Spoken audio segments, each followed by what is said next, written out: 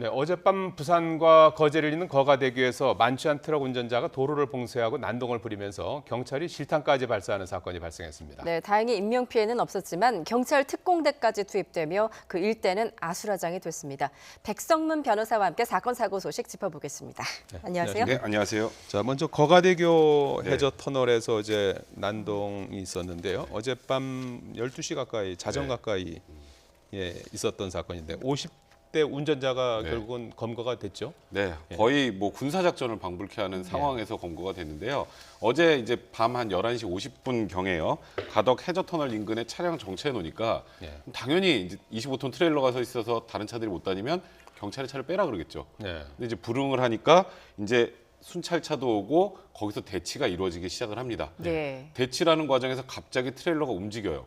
그래서 앞에 퇴로를 이제 앞으로 도망가는 걸 막으려고 순찰차를 세웠는데 순찰차를 들이받습니다.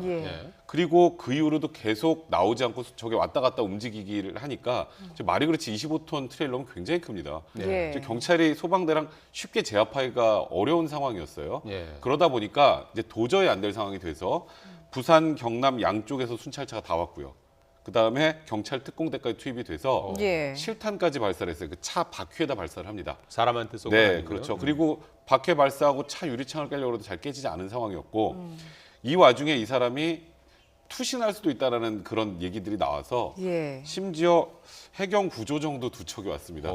차 문을 열고 투신하려는 상황에서 그때 가까스로 이제 경찰이 현장에서 체포를 하게 된 겁니다. 그래서 거의 5시간 이상 저 거가대교가 거의 통제가 됐고요. 완전히 교통이 이제 편안하게 다닐 수 있게 된 건 오늘 아침 6시 반이니까 근 7시간 동안 굉장히 큰 교통 불편을 또 겪게 만들었던 그런 사건입니다. 참 다행히 인명피해는 없었기 때문에 참 다행이다라는 생각도 드는데 이렇게 5시간 넘게 난동을 부린 50대 남성 왜 이런 범행을 저질렀다고 하던가요? 그러니까 본인이 이제 이 지입차라는 거에 대해서 제가 좀 설명을 드려야 되는데 자기가 저 트레일러를 사서 장사를 하는데 도저히 먹고 살 수가 없다. 그거에 화가 났다. 그래서 술을 먹고 이런 일들을 비관해서 벌였다라고 했는데요. 이제 지입이라는 게 뭐냐면 저 트레일러를 저 운전자가 삽니다. 자기 돈으로. 자기 돈으로 사면 거기다가 영업용 번호판을 붙일 수가 없어요. 개인은. 그러면 지자체에서는 운송업을 하는 회사에게만 영업용 번호판을 발급해 준단 말이에요. 그러니까 자기 차를 사서 회사에다 이제 쉽게 말해서 명의를 넘겨놓는 거죠. 그리고 거기서 운행을 하면서 지입을 했으니까 관련된 대가를 뭐 매달 20만 원, 30만 원을 이익을 서로 나누는 구조가 내기도 하고 뭐 영업이익의 몇 퍼센트를 주기도 하는데 더 이제 나아가서는 저 번호판 권리금이라는 것도 있어요. 근데 그게 지금 뭐 대략 현재 2, 3천만 원 정도의 거래가 된다고 하는데 그렇게 지입 차량을 구입을 해서 이것도 빚내서 구입을 한 겁니다. 이렇게 회사에서 넣고 자기가 운송 영업을 하는데 영업이 잘 안 됐던 것 같아요.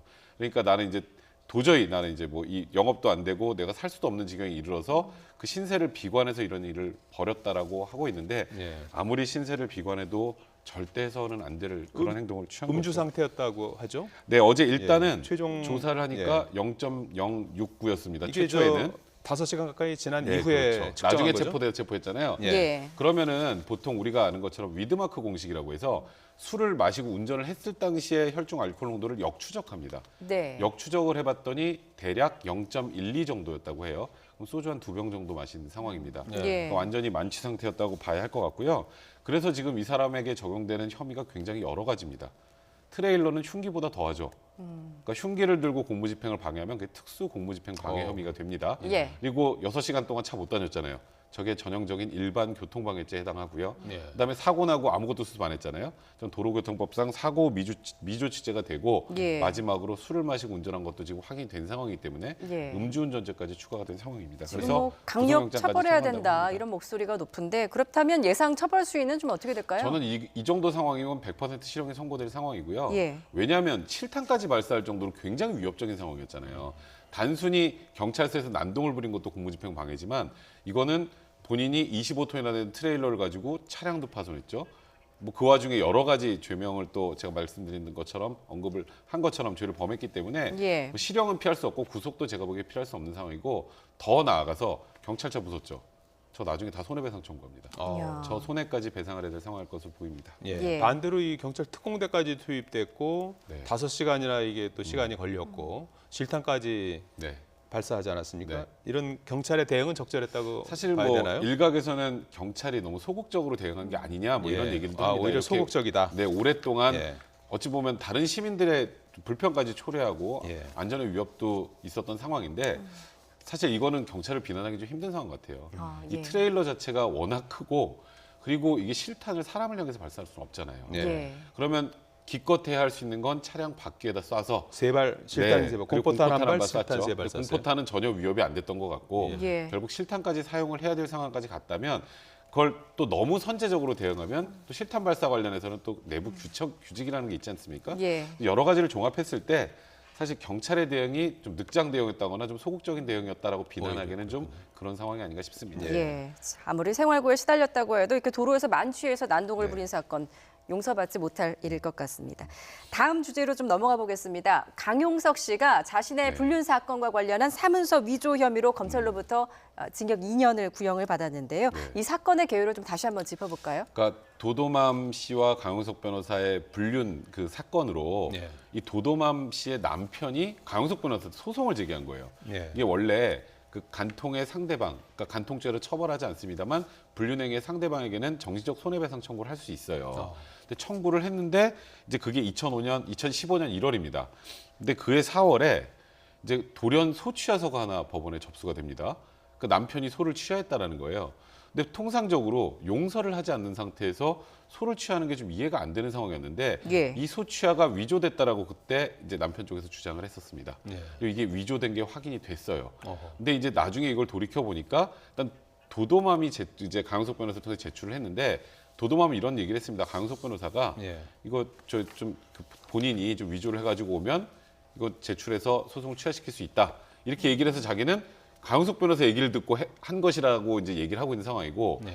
강용석 변호사는 아니 저기 그 도도맘이 남편을 밤새 설득해가지고 소취하서를 받아왔다 그러길래 예. 자기는 그래서 그냥 위조된 건 줄 모르고 냈다. 지금 이렇게 주장을 하고 있는 상황인데 예. 일단 검찰은 강용석 변호사 얘기보다는 도도맘 씨의 진술을 더 신빙성 있게 바라봤던 것 같고요. 그래서 기소를 했고 일단 이제 결심 공판에서 징역 2년을 지금 구형을 한 상황입니다. 예. 예. 여기에 대해서 강용석 변호사는 이제 담담한 반응을 보였다고 네. 그래요. 네, 크게 일단은 드릴 네. 말씀이 없다. 네. 무죄를 확신한다. 근데 지금 강용석 변호사는 일관되게 계속 주장을 하고 있습니다. 네. 본인의 무죄를 확신을 한다는 취지를 얘기하면서 별다르게 이게 좀 약간 대수롭지 않다는 듯한 그런 반응을 예. 보이고 예. 있어요. 심지어 제가 알기로 인터넷 방송까지 어제 진행을 했던 걸로 알고 있는데 예. 그러니까 지금 제가 말씀드렸던 겁니다. 그러니까 도도맘 씨가 네. 남편을 잘 설득을 해서 밤새네. 예. 그래서 소취해서 받아왔다 그래서 냈는데 예. 내가 무슨 위조를 하라고 시키느냐. 나는 위조하라고 시킨 적이 없다. 나도 속았다. 그런 취지의 지금 주장을 하고 있는 건데 예. 아이러니한 거는 도도맘 씨는 별개 재판부에서 재판을 받았습니다. 재판을 받았는데 모두 다 시인하고 집행유예를 선고받았어요. 예. 그러니까 이게 지금 굉장히 미묘한 상황입니다. 그래서 예, 강용석 씨 재판에서 이제 무죄가 나올 것이다 이렇게 확신하고 있는 것 같습니다. 네. 어떤 근거로 이런 자신감을 보이는 건가요? 증거가 없다고 생각하는 것 같아요. 아, 그러니까 저도 이거는 하늘만 아는 일이죠. 근데 예. 지금 일단 도도맘의 진술, 그다음에 도도맘의 남편도 법정에 나와서 증언을 했습니다. 이렇게 얘기를 했어요. 뭐 기자들하고도 인터뷰할 때 얘기를 했던 것 같은데 도도맘 씨는 법률 지식이 없다. 그러니까 무슨 이걸 위조하고 소취하서를 위조하고 할 그런 능력이 없다는 거예요. 예. 근데 사실 좀 그런 건 있습니다. 일반인 일반인들이 강용석 변호사가 옆에서 도와주고 있다 이제 네, 그런 그렇죠. 주장인 거죠. 그러니까 일반인들은 사실 소취하서 어떻게 작성하는지 잘 모르잖아요. 이걸 내면 소취하가 된다 이런 거 정확하게 모르시는 분들도 많은데 예. 이제 그러니까 이제 도도맘의 남편의 얘기는 예. 그럼 강용석 변호사가 변호사고 예. 그러니까 이 강용석 변호사가 이거 어떻게든 인감 도장만 가지고 와서 이거 소취하서 위조해서 내면 소송이 끝난다고 해서 도도맘 씨가 그걸 듣고 와서 가져간 것이다라는 취지죠. 예. 그러니까 강용석 변호사가 시키지 않았으면 도도맘 씨는 이런 걸 알지도 못한다. 네. 이렇게 주장을 했는데 이제 강용석 변호사 입장에서는 아까 제가 말씀드렸던 것처럼 일관되게 그렇게 주장하잖아요. 아니 그거는 저기 도도맘 씨가 저기 남편 설득해가지고 받아온 거다. 난 그렇게 알았다라고 하는데 이제 증거가 부족하다고 판단하는 게 아닌가 싶습니다. 예. 예. 재판 결과가 24일에 나올 네. 예정이라고 하죠. 다음 네. 달. 네. 예. 그 재판 결과 어떻게 전망할 수 있겠습니까? 일단 뭐 이거는 제가 굉장히 아직 판단이 나오지 않은 것이기 때문에 예. 좀 조심스럽습니다만은 예. 지금 여러 가지의 증언이나 이런 정황상 강용석 변호사는 유죄 판결에 나올 가능성이 좀 더 높을 것 같고요. 예. 그러니까 거의 동일한 혐의로 도도맘 씨가 일단 이제 징역 실형은 아니고 집행유예를 선고받았는데 이제 재판부에서 만약에 유죄 판결을 한다면 강용석 변호사는 전면 부인이잖아요. 예. 근데 전면 부인은 뒤집으면 반성을 하지 않는다라는 게 판결문에 보통 들어갑니다. 예. 그래서 유죄 판결이 나오면 그리고 일단은 지금 현재 나와 있는 공소사실은 강용석 변호사가 주도한 걸로 돼 있잖아요. 예. 거기다 재판부까지 속이려고 했던 것이기 때문에 예. 최악의 경우 실형이 나올 가능성도 좀 배제할 수 없다고 생각합니다. 그렇게 되면 변호사 자격이 제한이 되는 거죠. 일단 집행유예가 선고돼도 제한이 됩니다. 일단 예. 금고 이상의 형이 선고가 되면 형이 종료가 되고 5년 동안은 변호사를 못 하고요. 집행유예 기간 중에도 못 하고 유예 기간이 끝나고 2년 동안도 변호사 자격이 없어요. 예. 그럼 그게 끝나면 변호사 자격증을 다시 무조건 주느냐? 그것도 아닙니다. 그때 또 심사를 해야 될 수도 있고요. 그래서 만약에 강용석 변호사가 이번에 유죄 판결이 나오고 이게 지금 1심이니까 뭐 항소심 뭐 이건 아마 대법원까지 가게 될 것 같습니다. 어떤 예. 결과가 나오든지 간에 그렇게 되면 끝까지 가서 만약에 뭐 징역형이건 집행유예건 확정이 되면 변호사 일도 당분간 못하게 될 가능성이 많습니다. 예. 예, 예.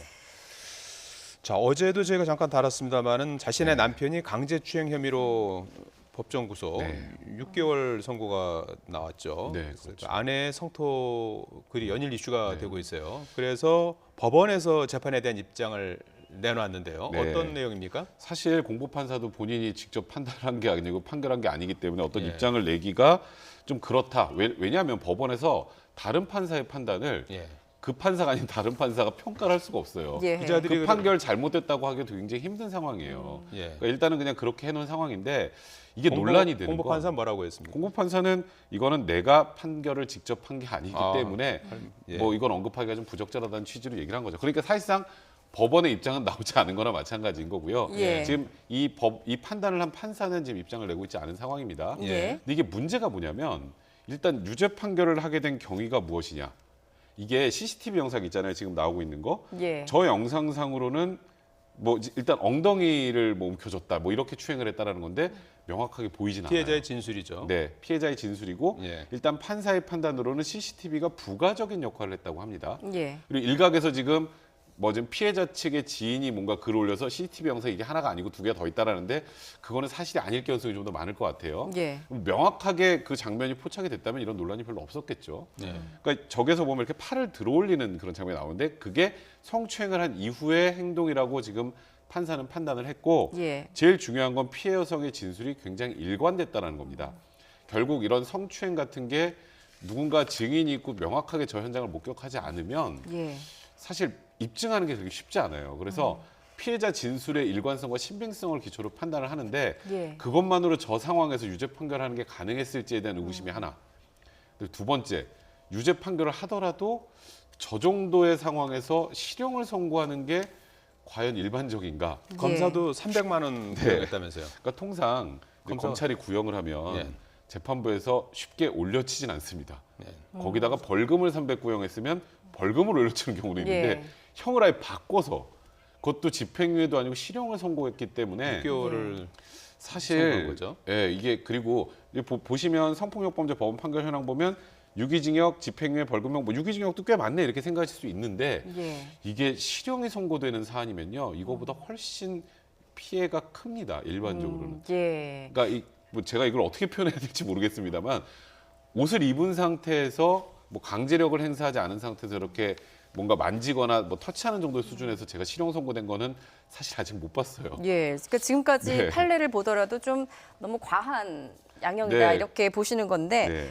왜 판사가 이런 판단을 했다고 보십니까? 뭐 반성의 기미가 없었다, 뭐 이런 내용도 있던데 어떤 괘씸죄 같은 게 적용이 된 걸까요? 왜 통상적으로요. 그랬을까요? 제가 아까 강용석 변호사님 판단 관련해서 살짝 얘기할 때 예. 혐의를 계속 부인하는데 판사는 유죄라고 확신을 하면 형이 당연히 올라갑니다. 아, 당연히 올라가. 왜냐하면 예, 범죄 사실을 범하고 자백하고 뭐 피해자랑 합의하고 선처를 바란다고 하면 아마 만약에 이 남성이 뭐 이 남성은 본인은 극고하지 않았다고 하니까 네. 그럼에도 불구하고 만약에 스스로 했다라고 거짓으로라도 이 남성 입장에서 보면 자백을 했으면 벌금 얼마로 끝났을 것 같아요. 예. 근데 이제 끝까지 혐의를 부인하고 재판부는 이거는 유죄가 확실하다고 하니 이거는 이런 행동을 저지르고도 전혀 반성을 하지 않는다. 이런 취지라는데 설사 그렇다고 하더라도 제가 조심스럽습니다만 법원의 판단을 비교를 할 수 말씀드리기가 있나요? 다른 미투 사건하고 뭐 안희정 전 지사 건이라든지 뭐 안희정 전 지사 사건 무죄나 네, 같은 예. 경우에는 이제 뭐 김지은 씨의 진술의 일관성이나 신빙성도 재판부가 좀 그러니까 김진희 씨의 진술, 그 김진희 씨의 주장하고 좀 다르게 봤기 때문에 무죄가 나온 거라 이건 동일선상에서 보긴 힘듭니다만 예. 지금 딱 보시면 아시겠지만 굉장히 간단한 사건이죠. 네. 그러니까 이 재판을 한 번에 못 끝냈어요. 원래 이런 사건이면 한 번이면 끝납니다. 예. 근데 3번이나 했단 말이에요. 예. 재판을. 그러니까 이게 굉장히 첨예하게 지금 다퉈졌던 건데 이제 그러다 보니까 이게 유죄 판결이 나온 것에 대해서 문제제기하는 분들도 있고, 네. 예. 아니, 그러니까 말만 있으면 피해자 말만 있으면 그냥 안 했던 행동도 다 유죄가 되느냐라고 성토하시는 분들도 있고, 예. 남성에게 너무 불합리한 판결이라는 얘기도 있고, 네. 아니 유죄 판결을 해도 저 상황에서 실형 6개월을 선고한단 말이야? 예. 그것도 아시겠지만 예를 들어서 이재용 부회장 재판 한번 생각해 보세요. 그런 경우에도 집행유예 나옵니다. 아. 지금 제가 단순 비교하기 좀 그렇습니다만 예. 이런 정도의 상황에서 이걸 실형을 선고한단 말이야? 라고 지금 일반 대중들도 그렇고 예. 예. 법조인들도 사실 이해가 조금, 가지 않는다. 조금 이해가 가지 않는다라는 예, 얘기를 그렇기 하고 있는 때문에 이제 상황입니다. 청와대 청원 그 국민청원 게시판에 게시글이 올라왔고 뭐 동의가 25만 명이 넘었다고 네, 하지 그렇죠. 않습니까? 이렇게 되면 네. 앞으로 항소심 재판부에서도 좀 부담을 갖지 않을까요? 어떻게 사실 보세요? 저는 항소심 재판부에서 이런 걸로 부담을 가져서는 안 된다고는 생각을 해요. 예. 근데 원래 이렇게 정말 증인도 없고 이렇게 약간 그 공공이 있는 장소에서 이루어진 성추행 같은 경우에는 증인들이 좀 있는 경우가 많아요. 근데 현장에 있었던 사람들도 다 제대로 못 받은 것 같아요. 실제로 있었는지 없었는지. 근데 그런 경우에는 사실 1심의 판단이 2심에 바뀌는 경우 굉장히 많습니다. 그러니까 1심에서 무죄 나왔다가 항소심에서 유죄 나오는 경우도 있고 네. 유죄가 나왔다가 무죄가 나오는 경우도 있는데 만약에 가정입니다만 항소심에서 무죄가 나온다고 한번 가정을 해보세요. 네. 그럼 이 남성은 지금 법정 구속이 돼서 예. 성범죄자라는 낙인이 찍혀가지고 몇 개월을 지금 또 구치소에 있어야 되는 상황이잖아요. 예. 이제 그러다 보니까 이 판단할 때 좀 더 신중해야 되는 게 아니냐라는 얘기가 좀 나오고 있는 상황인 것입니다. 예. 예. 뭐 현재로서는 이제 2심 재판을 기다려 볼 수밖에 없는 그렇습니다. 거고요. 청와대 그 청원 그 네. 답변은 어떤 내용을 뭐 담을 수 답변을 있겠습니까? 하겠지만 예. 아마 제가 생각하기엔 아까 공보판사 얘기하고 동일한 얘기를 하지 않을까. 이거는 법원의 판사의 판단이고 우리가 그 판사가 네. 가지고 있는 증거들을 저희가 다 모르잖아요. 예. 네, 그렇기 때문에 예. 섣불리 얘기하기는 좀 어려울 거라는 생각이 듭니다. 그리고 상권분리 원칙에도 반할 수 있겠죠. 예. 예. 지금까지 백성문 변호사와 함께 사건 사고 소식 알아봤습니다. 고맙습니다. 잘 들었습니다. 고맙습니다.